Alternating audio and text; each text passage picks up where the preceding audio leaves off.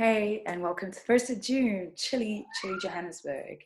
That's a hi from Kai. So I'm going to try and make this as short a video as possible. It's probably be 15 minutes because, oh my God, I only read one book in May, and that book was Radical Candor.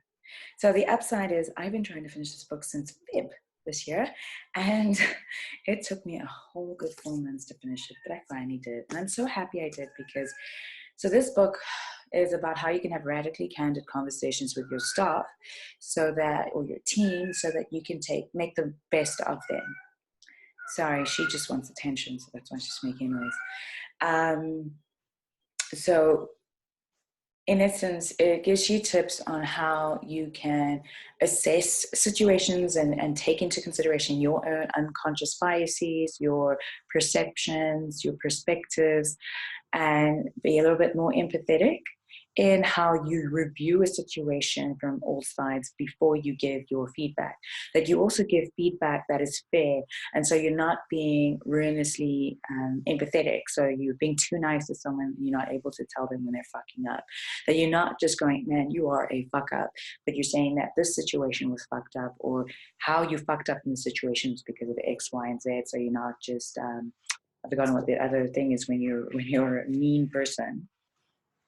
Obnoxious aggression, and then that you're not being manipulatively insincere, and so that you're pretending to like someone or pretending to agree with something that you absolutely think is bullshit, just so that you can get a person on board with what you're doing. So I found it pretty useful, and I'm glad I finished it and helping me get to where I was meant to be.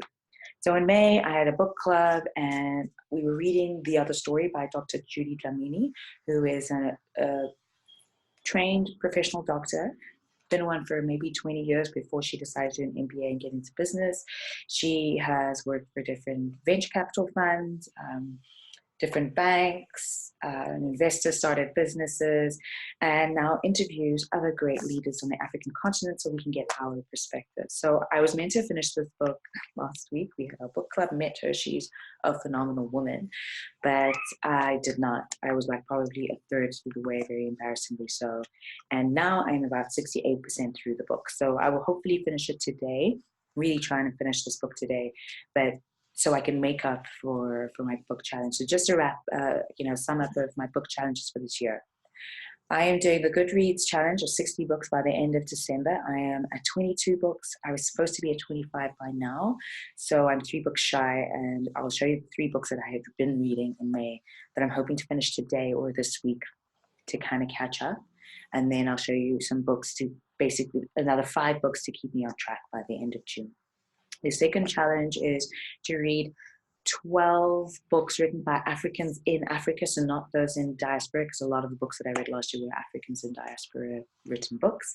And so Dr. Judy Dlamini, when I finish it, will help me get to 5. At the moment, I'm at 4. So when I finish her book, it gets me to 5. That's where I'm supposed to be at the end of May. And then I've got another book by the end of June where I'm meant to be. And then the third challenge is 12 books written by Asian authors. Doesn't matter where in the world they are. I am at 2 at this point in time. I have only read the same author, but 2 of her books, her book series. So there's a reimagining of Snow White and the Evil Queen. So this is the origin story of the Evil Queen, Forest of a Thousand Lanterns. And Kingdom of Blazing Phoenix is actually Snow White rewritten, reimagined from an Asian perspective in an Asian type continent. It was really, really beautiful. Really enjoyed reading that. So I'm behind. I'm meant to be at 5, so I read 2 out of 5 by the end of May. So I'm short by 3. It's going to be a little bit hard for me to get to the end of that, but I'm hoping by the end of June to get to where I'm meant.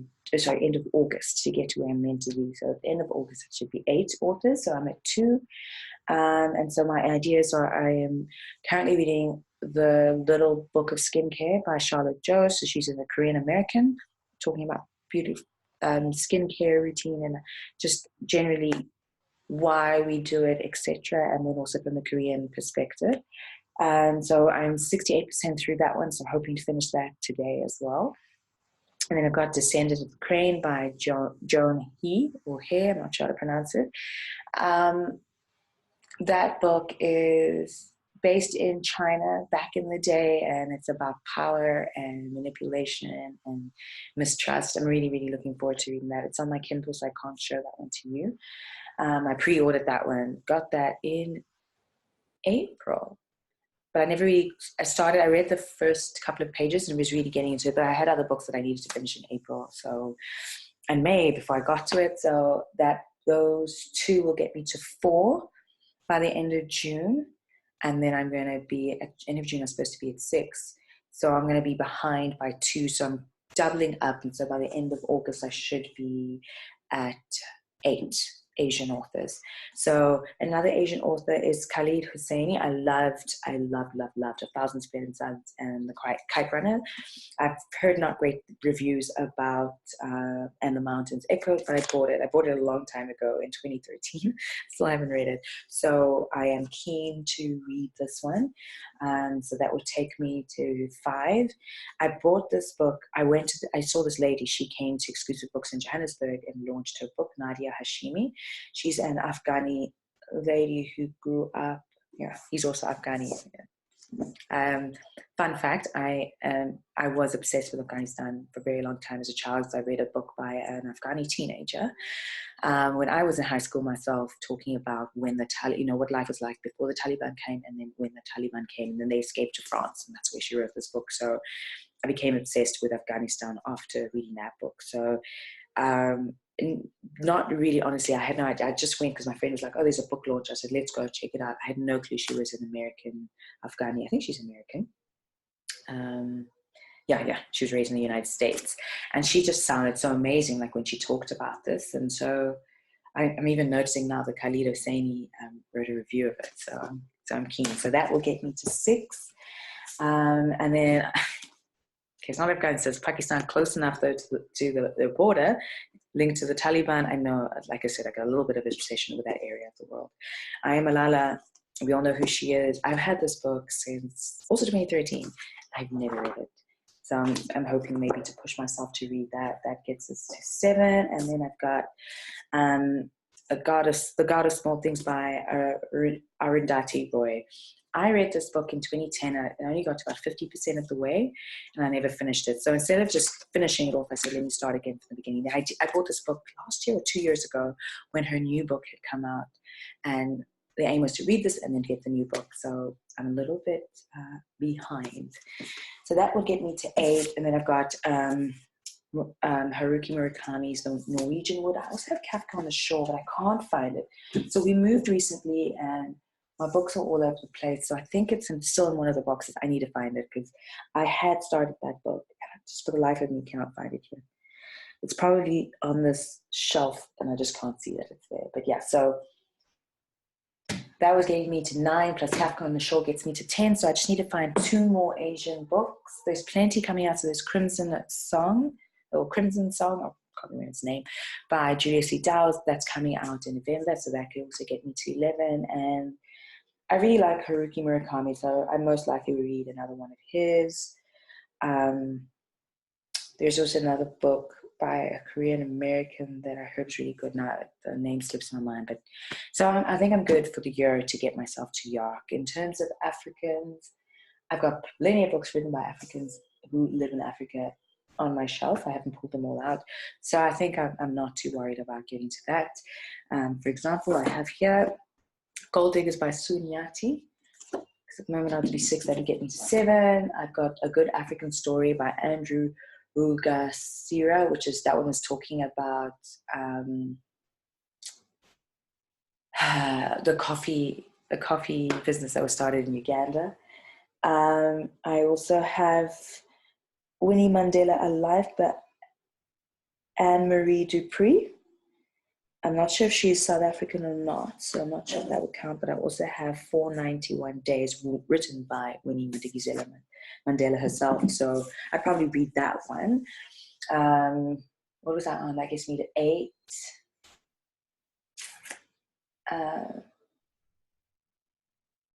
That's on my shelf. I know I've got plenty of others on my shelf, but I also have plenty that I need to buy. Like I want to buy Zulus of New York by Zegson, that I hear that's really good. And There's just a lot of books out there. I live in Africa, so it's not hard for me to find those ones. Okay, cool. I've got 4 minutes to go to finish. So, rest of my to be reads for June. So, as I mentioned, so Dr. Judy, the other story, the little book of skincare, I'll put a picture up of that one. That's a book I was reading this month and I just struggled to finish. I got 68% of it. It's on my Kindle, so that's why I can't show it to you. And the third one was A Game of Thrones. So the Game of Thrones TV series came to an end this month, and a lot of people were very upset with the last 2 seasons, saying that it really wasn't in the style of George R.R. Martin's writing. So I'd never written any of these books. I actually had a physical copy of Game of Thrones, which I cannot find as well, hoping it's in one of my boxes. So between those 2 books and Judy Damini, they will make me catch up to where I should have been by the end of May. And then I need 5 books for this month. So Broken River 10, I've told you lots about this one, but hoping to really, really get to this one finally. I've also told you a lot about Beasts Made of Night by Tochi Onyebuchi. So that one gets me to, so that's 2. Then A Book of Phoenix by Nadia Okorafor, a book I've also started reading last year. I don't know why I haven't finished it, but hoping to finish it this month. That will get me to 3. Then The Mastery of Love. So this is by Don Miguel Ruiz, and he's the guy who wrote the 4 Agreements. In this book, I'd seen excerpts of it being posted on Instagram as a lady that I follow, and I loved what she was saying. So The Mastery of Love is a wisdom book about a practical guide to the art of relationships. So just a relationship that you have with yourself, a relationship that you have with other people, whether it's romantic or otherwise. So I'm really keen to read this, and my friend linked it to me, so I'm trying to read it really quickly and get back to it. So that gets me to 4 for June, and then the 5th book for June, I'm hoping I finally get to dump it. I'm dying to read this book because I want to watch the movie on Netflix.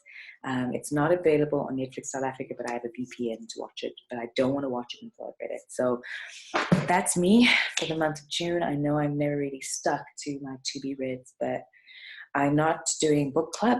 So the book they chose for book club this month, I'm not really into it, so I'm not going to join their book club this month. Next month, our book club is a recipe book, and we're going to be having a cooking lesson. So that's going to be a very different book club as well. So it gives me the opportunity to read whatever I want instead of what other people have suggested. Our book for this July, August is a fictional book by an African guy, a South African author called Yellowbone, I think, or something. So looking forward to read that one. And so it ticks the box of a book written by an African in Africa, and it's fiction, something I've been missing from our book club, and it adds to my repertoire of different books for me to read to get to my 60. Anyway, so that's me. Happy 1st of June, happy Saturday, and please don't be surprised that this video is immediately after all those other videos I've just taken so long to edit. Cheers.